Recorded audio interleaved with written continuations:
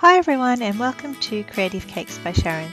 Today I'm making another Monster High doll for you and it's Frankiestein. I've had so many of you requesting this, so I hope you're going to enjoy it. Frankie is part of my Monster High cake series and you can check out any of the other characters by clicking on their pictures. I'll be adding to my Monster High playlist, so don't forget to subscribe to my channel so you can see my videos as I release them. So let's get started. Today, of course, I've got my Frankie template and you can get a copy of this in the description box below. I've got a 10 by 10 inch cake. I've got my fondant roller, a pair of scissors, a sharp knife, X-Acto blade, my palette knife, an offset spatula, a couple of fluffy brushes, a little bit of water. I've also got some black fondant, some grey fondant, some white and some green. I've also got a tiny little bit of dark purple and light purple, a little bit of blue, a little bit of green and some red. And today I'm using some green and purple petal dust. I've also got my board which I've created a little pattern with my fondant on. And I'm going to be using some dark chocolate ganache as well as some green buttercream frosting. So to start with, I've cut my cake in the middle and I'm going to fill it with my green buttercream frosting and then pop the top of the cake back on. I've now got my template on the cake, and holding my knife vertically so that I get nice straight edges, I'm going to cut around the template. As my template prints on A4 piece of paper, it cuts off a little bit of the back of Frankie's hair, so I'm just going to extend that a little bit. Once I've cut all the way around the template, I'm just going to remove the excess cake, and then I'm going to separate Frankie's neck from the face because it's a lot easier to cover and work on separately and then attach at the end. Now I want to have Frankie's hair a little bit more raised than her face on the cake, so I've just cut the face part of the template out, and then putting my knife about 1 centimetre into the cake, I'm going to cut along her hairline.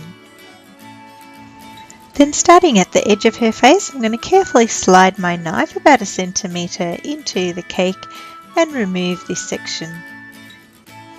And to make sure that the neck is lower than her face, I'm just going to trim a little bit of the neck down. Using some of this beautiful dark chocolate ganache now, I'm going to cover the entire cake, top and sides, making sure I get a nice even covering, not forgetting of course to cover the neck piece as well, and then I'm going to pop both pieces in the fridge for about 15 minutes to set.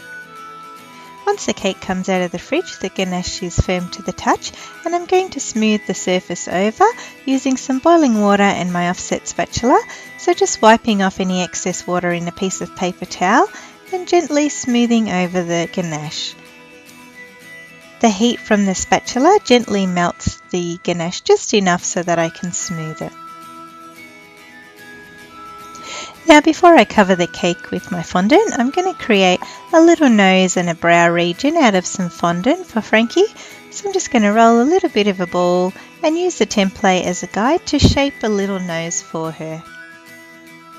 I'm also going to create a little bit of a sausage for her brow region, just so that it sits up a little bit on the cake.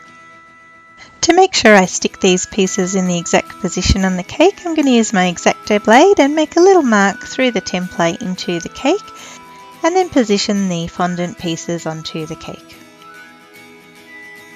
Now I can cover the cake, and I'm going to do it in sections, starting off with Frankie's face and then next her hair. So I'm going to roll out my fondant about 2 to 3 mils thick, and then once I've placed my template on the fondant, I'm going to cut along the top of her hairline, making sure I've got plenty of fondant at the bottom and sides of her face, and then gently rolling it onto my roller and draping it over the cake.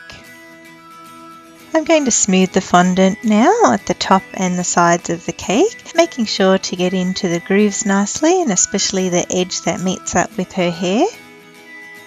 I'm also going to carefully go around the features that we put underneath the fondant, such as the nose and the brows. Using the back of my paintbrush, I'm going to create 2 little nostrils by just making a little indentation, and then trim off all of the excess and give it a little smooth.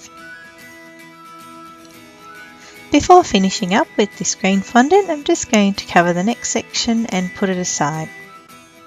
To make Frankie's hair, I've rolled out some white fondant as well as some black and grey, and I'm going to cut out some streaks from the black and the grey fondant and place it on top of the white.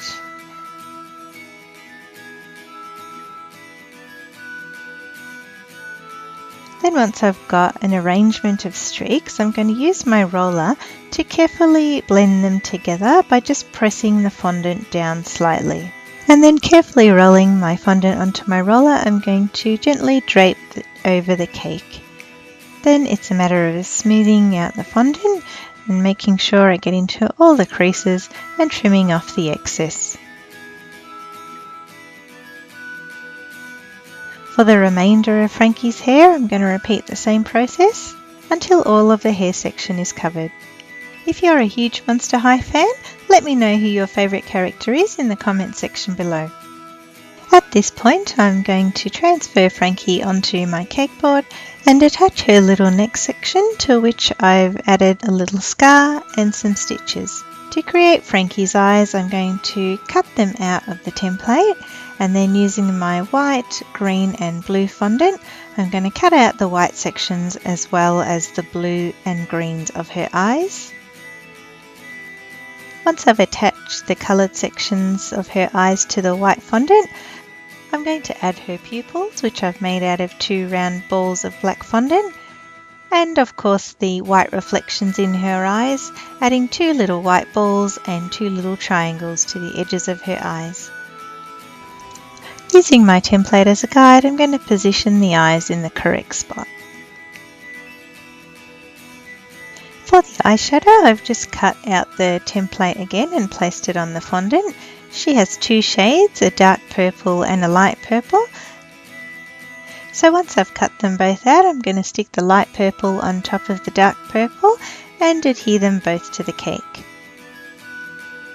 For the eyebrows, I'm going to follow the same procedure, and once I've cut them out of the black fondant, I'll adhere them to the cake as well.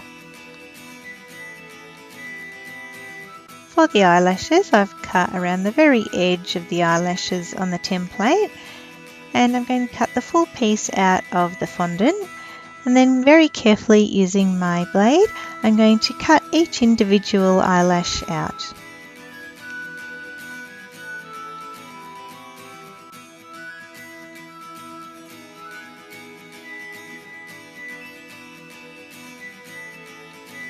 Then using the back of my paintbrush, I'm going to rub it along the top and bottom of her eyes to create a little cavity, and then carefully stand her eyelashes in this.